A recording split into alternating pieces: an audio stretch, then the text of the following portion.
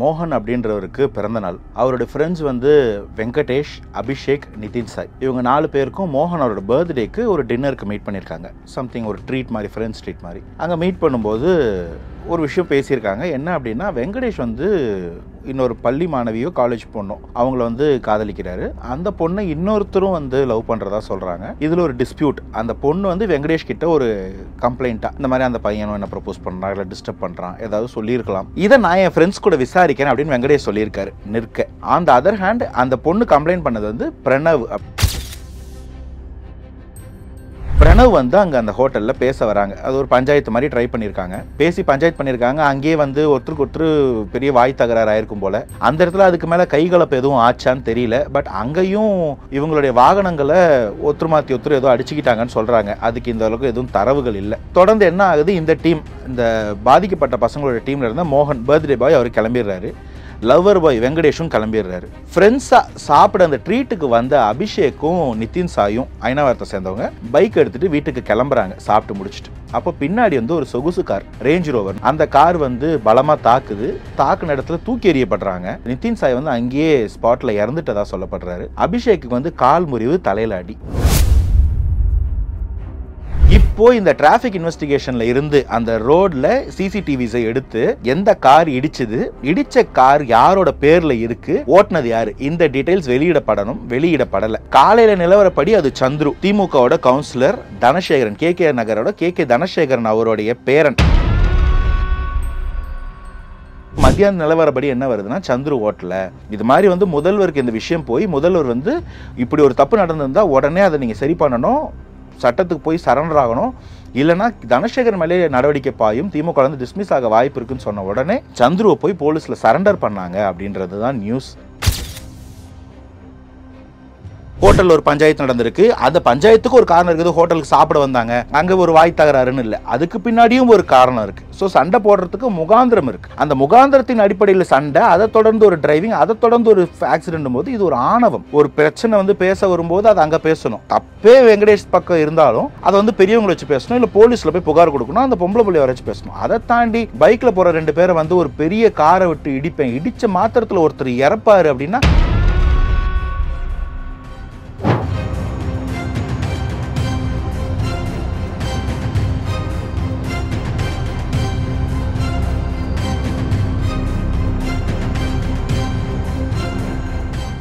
ரேலோன் நேயர்களுக்கு வணக்கம். இன்று நம்முடன் நேர்காணலுக்காக அனந்தஜித் அவர்கள் இணைந்திருக்காங்க. வணக்கம் சார். வணக்கம் சார். சென்னை அண்ணா நகரில் கார் மோதி இளைஞர் ஒருத்தரை கொடூரமாக கொலை செஞ்சுருக்காங்க. இந்த கொடூர செயலை செய்தது யாருன்னு பார்த்தீங்கன்னா, திமுகவுடைய கவுன்சிலர் பேரன்னு சொல்லிட்டு சொல்லப்படுது. அது மட்டும் இல்லாமல் அவர் கூட இருந்த நண்பர்கள் ஒரு 4 பேரை செய்து மொத்தம் ஒரு 5 பேர் கைது பண்ணியிருக்காங்க. எதற்காக இந்த கொலை நடந்தது, இதன் பின்னணி என்னன்னு கொஞ்சம் எக்ஸ்பிளைன் பண்ணுங்க சார். ஆக்சுவலி என்ன நடந்திருக்குன்னா, ஒரு சிம்பிளான ஒரு பர்த்டே பார்ட்டிங்க. 4 ஃப்ரெண்ட்ஸ். மோகன் அப்படின்றவருக்கு பிறந்த நாள். அவரோட ஃப்ரெண்ட்ஸ் வந்து வெங்கடேஷ், அபிஷேக், நிதின் சாய். இவங்க 4 பேருக்கும் மோகன் அவரோட பர்த்டேக்கு ஒரு டின்னருக்கு மீட் பண்ணியிருக்காங்க. சம்திங் ஒரு ட்ரீட் மாதிரி, ஃப்ரெண்ட்ஸ் ட்ரீட் மாதிரி.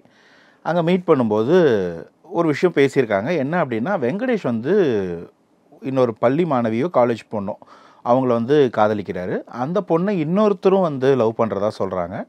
இதில் ஒரு டிஸ்பியூட். அந்த பொண்ணு வந்து வெங்கடேஷ் கிட்ட ஒரு கம்ப்ளைண்ட்டாக, இந்த மாதிரி அந்த பையனும் என்ன ப்ரப்போஸ் பண்ணுறான், இல்லை டிஸ்டர்ப் பண்ணுறான், ஏதாவது சொல்லியிருக்கலாம். இதை நான் என் ஃப்ரெண்ட்ஸ் கூட விசாரிக்கிறேன் அப்படின்னு வெங்கடேஷ் சொல்லியிருக்காரு நிற்க. ஆன் த அதர் ஹேண்ட் அந்த பொண்ணு கம்ப்ளைண்ட் பண்ணது வந்து பிரணவ் அப்படின்ற ஒருத்தரை பற்றி. அந்த பிரணவும் வந்து அந்த பொண்ணுக்கு ப்ரப்போசலோ இல்லை டிஸ்டர்ப் பண்ணாரா என்னன்னு தெரியல. அந்த பொண்ணு வெங்கடேஷ் வந்து பாய் ஃப்ரெண்டோ இல்லை ஃப்ரெண்டோ அந்த முறையில் வந்து அவர்கிட்ட சொல்லியிருக்காங்க. இப்போ பிரணவ் வந்து அங்கே அந்த ஹோட்டலில் பேச வராங்க. அது ஒரு பஞ்சாயத்து மாதிரி ட்ரை பண்ணியிருக்காங்க. பிரணவ் கூட வந்த 4 ஃப்ரெண்ட்ஸ் தான் வந்து சுதன், சந்துரு, ஹாரூன், அப்புறம் எட்வின் அப்படின்னு 4 பேர். மொத்தம் 5 பேர் அவங்க. ஸோ இந்த பக்கம் 4 பேர், மோகன், வெங்கடேஷ், அபிஷேக், நிதின் சாய் இவங்க. அந்த பக்கம் அந்த பையன் பிரணவ்ன்ற பையன், அவனோட 4 friends Chandru, Haroon, Sudhan and Edwin. இது ஒரு கேங் வார் மாதிரியே நடந்தது. கேங் வார்னு சொல்லக்கூடாது, சின்ன பசங்க அங்கங்கே இந்த பஞ்சாயத்தில் சினிமா பார்க்குறோம், நம்ம ஹீரோ அப்படின்னு ஒன்று தோணும் இல்லையா. நம்ம ஃப்ரெண்டோட லவ்வுக்கு பேச போகிறோம், இது கேஷுவலாக நடக்கும். இந்த ஸ்கூல் காலேஜுங்கெல்லாம் அங்கேயே இது கைகலப்பாகும். ஸ்கூலில் இருக்கிற டீச்சர்ஸ்க்கும் காலேஜ் ப்ரொஃபஸர்ஸ்க்கும் பிடி வாத்தியார்களுக்கும் இதை சரி பண்ணுறதே வேலையாக இருக்கும். பட் ரொம்ப விஷயங்கள் ரெகுலராக இந்த போலீஸ் கேஸ் அந்த மாதிரிலாம் போகாது. இவங்களே பேசி அடிச்சுக்கிட்டு வீட்டுக்கு பயந்துட்டு போயிடுவாங்க. இதுதான் ஜென்ரலாக நடக்கும். இந்த வாட்டி என்ன ஆயிருக்குன்னா, பேசி பஞ்சாயத்து பண்ணியிருக்காங்க. அங்கேயே வந்து ஒருத்தருக்கு ஒருத்தர் பெரிய வாய் தகராறு ஆயிருக்கும் போல்.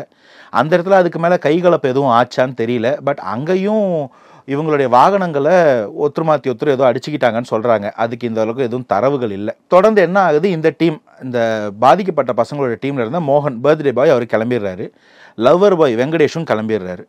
ஃப்ரெண்ட்ஸாக சாப்பிட அந்த ட்ரீட்டுக்கு வந்த அபிஷேக்கும் நிதின் சாயும் ஐநாவரத்தை சேர்ந்தவங்க பைக் எடுத்துகிட்டு வீட்டுக்கு கிளம்புறாங்க சாப்பிட்டு முடிச்சுட்டு. அப்போ பின்னாடி வந்து ஒரு சொகுசு கார், ரேஞ்ச் ரோவர்னு சொல்கிறாங்க, அந்த கார் வந்து பலமாக தாக்குன இடத்துல தூக்கி எறியப்படுறாங்க.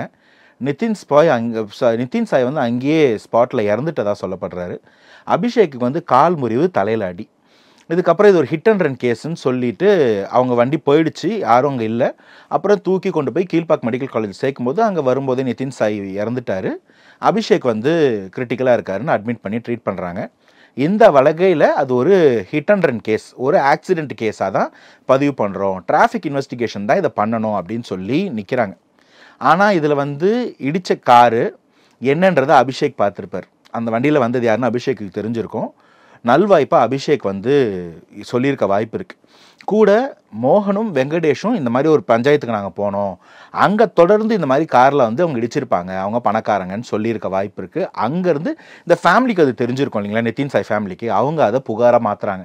இல்லை, இது வந்து ஒரு hit and run case, accident case இல்லை, இது ஒரு ப்ரீ மெடிடேட்டட் கிரைம், இது ஒரு கொலைக்கான ஒரு முயற்சி, அந்த முயற்சியில் நிதின் சாய் கொல்லப்பட்டிருக்காரு, இது ஒரு கொலை, அபிஷேக்கு இது ஒரு அட்டெம்ப்ட் மர்டர் நடந்திருக்கு அப்படின்னு சொல்லி கம்ப்ளைண்ட் சொன்னால் அது கம்ப்ளைண்ட் எடுக்கல, இது ஒரு ஆக்சிடென்ட் கேஸாக வேணால் கம்ப்ளைண்ட் எடுக்கிறோம் திரும்ப திரும்ப சொல்கிறாங்க போலீஸ்.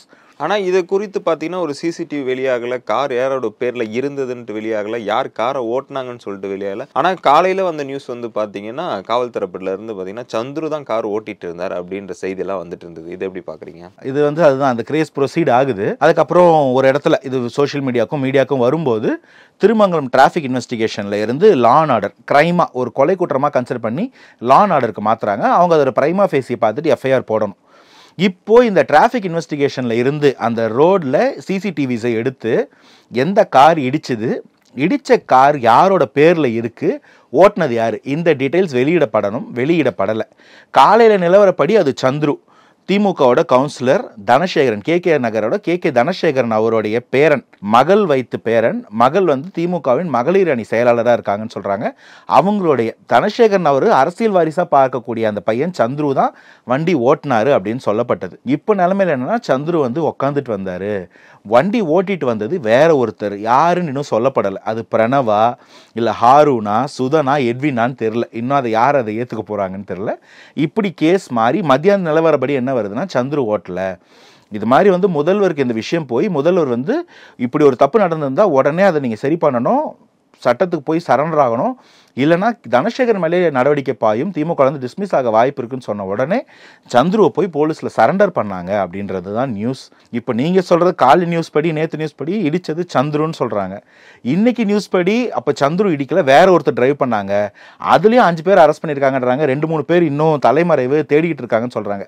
எது உண்மை, எத்தனை பேர் வந்து அரெஸ்ட் ஆகிருக்காங்க, யார் பேரில் கார் இருக்குது? ஏன்னா அது ஒரு சொகுசு கார், அதுவும் சும்மா இஎம்ஐயில் 5 லட்சம் 8 லட்சத்தில் வாங்குற காரில் கோடிக்கணக்கான ரூபாய் செலவு பண்ண கார், யாரோட இது, யார் பேரில் இருக்குது, ஏன் இன்னும் எந்த சிசிடிவி ஃபுட்டேஜும் வரல? ஏன்னா அண்ணா நகரில் ஆல்மோஸ்ட் வந்து சிசிடிவி கவர்டு ஏரியா. ஏதாவது ஒரு ஸ்பாட்டில் ஆக்சிடென்ட் ஆனது வீடியோ இல்லைனா கூட ஏதோ ஒரு இடத்துல அந்த 2 வண்டியும் ஒரு டைரெக்ஷனில் போனதை பார்த்துருக்கக்கூடிய வாய்ப்பு கண்டிப்பாக இருக்கும். ஏன் இன்னும் எதுவும் வெளியில் வரலன்றது ஆண்டவனுக்கு தான் வெளிச்சம். ஓகே சார், அவர் கூட இருந்த அபிஷேக் வந்து எல்லாமே தெரிஞ்சிருக்கும்ல, அவர் வந்து போலீஸ் தரப்புல இருந்து சொல்லலாம்ல, அவரோட மனநிலை இப்போ எப்படி இருக்கு, எதற்காக இதையும் மூடி மறைக்கிறாங்க மற்ற கொலைகள் மாதிரியே? ஆக்சுவலி இது என்னன்னா வந்து அவர் வந்து பலத்த காயத்துக்கு உட்பட்டிருக்காரு, கால் ஃப்ராக்சருங்க. ஒரு 2 நாளுக்கு முன்னாடி ஒரு 19 வயசு பையனுக்கு கால் ஃப்ராக்சர்னா, தலையிலையும் அடினா, ஒருத்தர் இறந்துருக்காரு, பில்லியன் இறந்துருக்காரு, பின்னாடி வந்து இடிச்சிருக்காங்க, பின் சீட்டில் இருந்து இறந்தே போயிருக்காருன்னா அது சும்மா போகிற போக்கில் உரசிட்டு போகிறதில்ல, ஹெவியாக இம்பேக்ட் இருக்கும். அவர் தலையில் அடிபட்டிருக்குன்னும் போது அவர் சுயநினைவில் இருக்கிறாரா, அவரோட கிரிட்டிக்கல் சிச்சுவேஷன் இருக்கா, நினைவு திரும்பிடுச்சா, எதுவுமே நமக்கு தெரியாது. ஸோ இதில் எந்த டீட்டெயில்ஸுமே நம்ம கையில் இல்லை. எதையுமே போலீஸ் சொன்னால் தான் நமக்கு தெரியும்.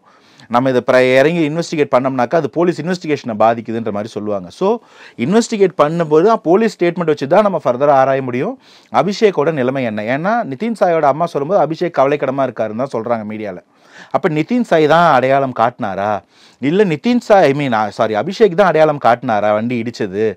மோகனும் வெங்கடேஷும் சில வந்து சொன்னாங்களா இல்லை நிதின் சாயோட மரணத்துக்கு அப்புறம் இந்த மாதிரி ஒரு பஞ்சாயத்தில் இடிச்சாங்களான்னு சொல்ல எதுவுமே தெரியல, எல்லாம் கிரே ஏரியாவாக இருக்குது.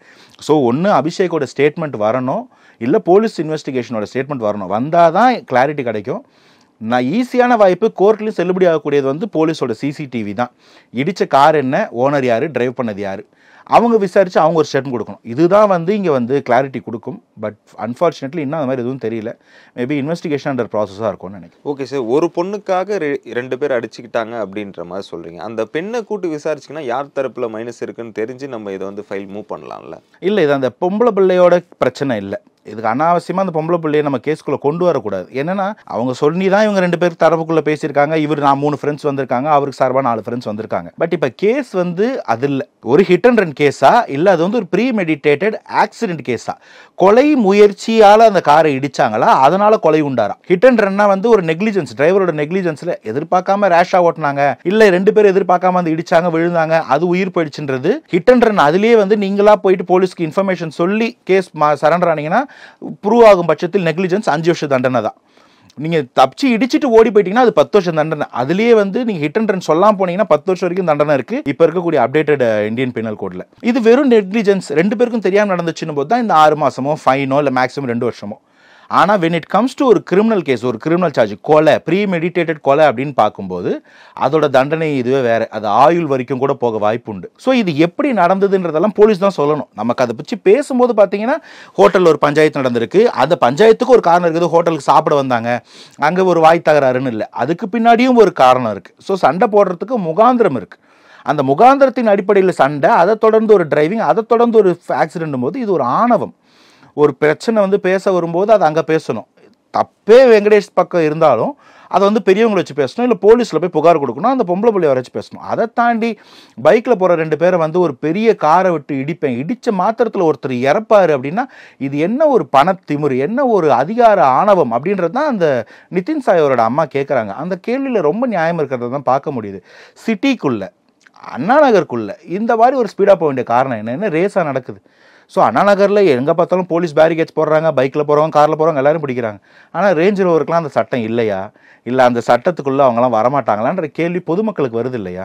அதுதான் இந்த கேள்வி, அதுதான் இந்த கேஸோட அடித்தளமே. ஸோ அந்த பொம்பளை பிள்ளைக்கு இதுக்கு சம்மந்தம் இல்லை, காரணம் அவங்க தான். ஆனால் இந்த ஆக்சிடென்ட்டுக்கு அவங்கள நம்ம கொண்டு வர முடியாதுன்னு நினைக்கிறேன். அவங்க அம்மா ஒரு ப்ரெஸ் மீட் கொடுக்குறாங்க, அதாவது செய்தியாளர் சந்திக்கும் போது பார்த்தீங்கன்னா கொலை செய்யப்பட்டது வேற யாரோ, பணம் இருந்தால் நீங்கள் என்ன வேணால் பண்ணுவீங்களா, அவங்கள வந்து கைது பண்ணுங்கள், என்னோட மகனுக்கு நடந்த மாதிரி வேற யாருக்கும் நடக்கக்கூடாது அப்படின்ற விஷயத்தையும் மென்ஷன் பண்ணுறாங்களே, இதை நம்ம எப்படி பார்ப்பது? நியாயமான ஒரு தாயோட குமுறல். புத்திர சோகம் ரொம்ப கொடுமையானது. பெத்து வளர்த்த பையன், ஒரு 20 வயசு பையன், 19 வயசு பையன் இது மாதிரி இறக்குறாரு. என்ன சொல்லுவாங்கன்னா அகால மரணம்னு சொல்லுவாங்க. இது அதுவும் ஒரு கொலையால் அப்படின்னா யாருக்கு தான் மனசு கேட்கும்? கேட்குற நமக்கே கஷ்டமாக இருக்குது. இதில் அவங்க சொல்லக்கூடிய அந்த வாதம், அந்த சந்தேகமும் வந்து ஒரு புள்ளி இல்லாமல் இல்லை. ஏன்னா இன்னும் அந்த வீடியோ வரல, கார் பேர் வரல, கார் நம்பர் வரல, கார் ஓனர் யாருன்னு தெரியல. அந்த இடிச்சவர் இன்னார் தானே காலையில் வரைக்கும் வேற பேர், சந்துருன்ற அந்த கவுன்சிலர் பேரன், தனசேகரனுடைய பேர் வருது. மத்தியானத்துக்கு மேலே இப்போ அவரு ஓட்டல, வேற ஒருத்தர் ஓட்டினான்னு வருது.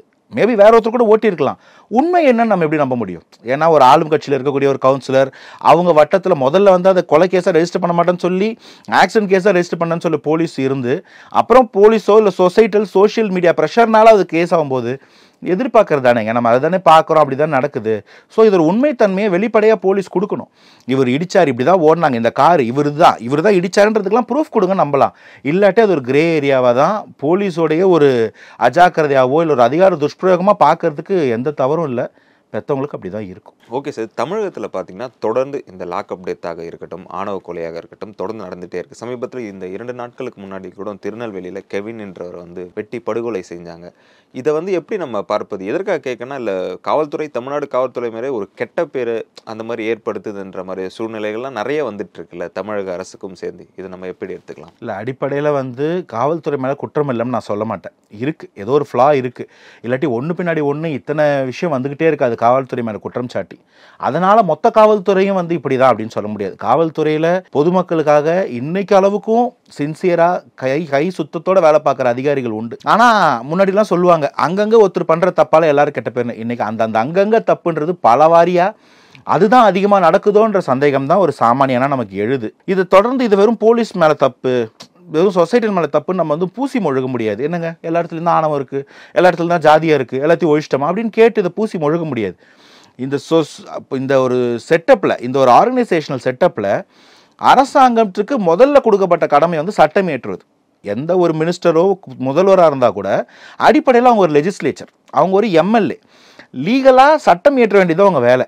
நீங்கள் ஆணவ கொலை தடுப்பு சட்டத்துக்கு என்ன முன்மொழிஞ்சிருக்கீங்க? இந்த ஆணவ கொலைகள் இன்றைக்கி நேற்று நடக்கலைங்க. 20 வருஷம் 25 வருஷமாக நம்ம சின்ன பசங்களாக இருக்கும் போது கேள்விப்பட்டிருக்கோம். எவ்வளவோ கேஸ். லவ் பண்ணாங்க, கோயிலேருந்து கூட்டு போய் கொண்டுட்டாங்க, தண்டவாளத்தில் வெட்டி போட்டாங்க, வீட்டை வச்சு கொளுத்திட்டாங்க, ஊரை கொளுத்துறாங்க, எவ்வளவோ நடந்திருக்கு. இன்னைக்கு வரைக்கும் அந்த ஆணவ கொலைகளுக்கு ஒரு தடுப்பு சட்டம், ஒரு முன்மாதிரி, ஒரு வரைவாச்சும் இருக்கா? ஒரு டிராஃப்ட் கூட கிடையாது. யார் அதை பற்றி செயல்படுறதே கிடையாது. ஏன்னா வந்து பிரித்து வைக்கிற வரைக்கும் இந்த கல்யாணங்கள்லாம் நார்மலாக நடந்துருச்சு வச்சுங்களேன், சாதியெல்லாம் ஒழிஞ்சிரும். அவங்கவுங்கள பிரித்து வைக்கிற வரைக்கும் தான் அந்தந்த இடத்துக்கு தனித்தனியாக சீட்டு கொடுத்து தனித்தனியாக ஜாதி கட்சி நடத்தி அரசியல் பண்ணலான்றது யாரோ ஒருத்தருடைய ஒரு தேவை, ஒரு அரசியல் தேவையாக இருக்குது. அப்போது சட்டம் ஏற்ற மாட்டீங்க. இந்த மாதிரி எதுக்கு எந்த ஜீவோவும் கிடையாது. அங்கங்கே நடக்கிறக்குள்ள நடந்துக்கிட்டே இருக்கும். 4 நாள் பேசுவோம், 5 நாள் வேறு பிரச்சனை வந்துடும், கடந்து போயிடுறோம். அந்த இழப்பு அந்த குடும்பத்துக்கு எப்படி இருக்கும்ன்றதை தான் யோசிக்கணும். ஸோ சட்டம் ஏற்ற வேண்டிய இடத்துல இருக்க லெஜிஸ்லேச்சர்ஸ் வேலை செய்யலை, அதை அமுல்படுத்த வேண்டிய எக்ஸிக்யூட்டிவ்ஸ் இல்லை, அதோட ஒரு பகுதி தான் போலீஸ். அப்போ போலீஸ் மேலே அப்படி தான் இருக்கும். ஏன்னா அவங்களுக்கு செயல்படுறதுக்கு ஒரு சட்டம் இல்லைன்னும் போது அது அப்படி தான் இருக்கும். அதே தான் இன்றைக்கி இந்த ஹிட் அண்ட் ரன் கேஸ்லையும் இதுக்கு சட்டம் இருக்குது. இந்த மாதிரி ஒருத்தர் வந்து இடிச்சிட்டு போனார், அது ஹிட் அண்ட் ரன் கேஸா இல்லை ப்ரீமெடிட்டேட்டட் மர்டர் கேஸ் போது இதை வந்து எக்ஸிக்யூட்டிவ் அந்த போலீஸ் தான் வந்து சொல்லணும், இல்லை இது வந்து ப்ரீமெடிட்டேட்டட், தேடி வந்து இடித்து கொன்னுட்டு நிற்காமல் சிரிச்சிட்டு போனாங்கன்னு அவங்க சொல்கிறாங்க. இடிச்சிட்டு ஜன்னலை தந்து சிரிச்சிட்டு போனாங்கன்ற ஸ்டேட்மெண்ட்டை நிதின் சாயோட அம்மா சொல்லும்போது அப்போ அதை அபிஷேக் பார்த்துருக்கார். அபிஷேக் தான் சொல்லியிருக்க முடியும், ஏன்னா நிதின் சாய் வந்து இறந்துட்டார். அப்போ அபிஷேக் சொல்லியிருக்காருன்னா அப்போ அவர் வந்து எவிடன்ஸ் விட்னஸிங்க. அப்போ இதை வந்து இன்னும் ஏன் போலீஸ் கன்சிடர் பண்ணணும்? இப்போ இந்த மாதிரியான கேள்விகள் வரும்போது சட்டமே இருந்தாலும் அமுல்படுத்துறதுல பிரச்சனை. ஆணவ கொலைகளுக்கு சட்டமே இல்லை, அதில் அரசியலே வந்து ஒரு கிரே ஏரியா. ஸோ இப்படி இருக்கும்போது இந்த செட்டப் மேலே, இந்த ஒரு ஜுடிஷியல் செட்டப் மேலே மக்களுக்கு ஒரு பெரிய நம்பிக்கை அதிருப்தி இருக்க தானே செய்யும். அப்போ நம்ம வாழ்கிற வாழ்க்கைக்கு என்ன உத்தரவாதம், என்ன நம்பிக்கைன்ற கேள்வி வரும். அதுதான் இந்த அதிருப்திக்கு காரணம். தொடர்ந்து பேசுவோம் சார். எங்களோட இணைந்த பல்வேறு தகவலை பயந்ததற்கு மிக்க நன்றி. Thanks for having.